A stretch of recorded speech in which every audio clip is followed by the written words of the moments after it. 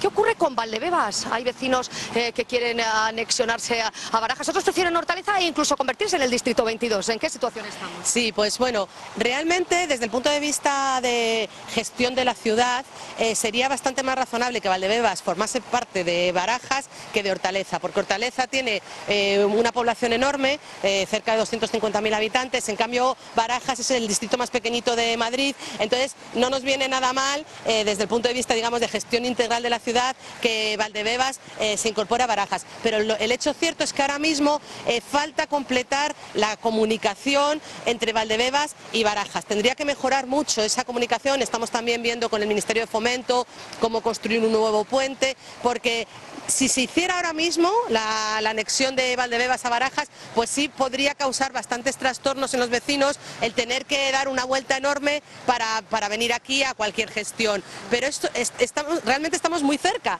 entonces lo único que hace falta es una buena comunicación. Entonces lo que estamos es trabajando primero en establecer esa buena comunicación antes de terminar de resolver un poco el tema de Valdebebas.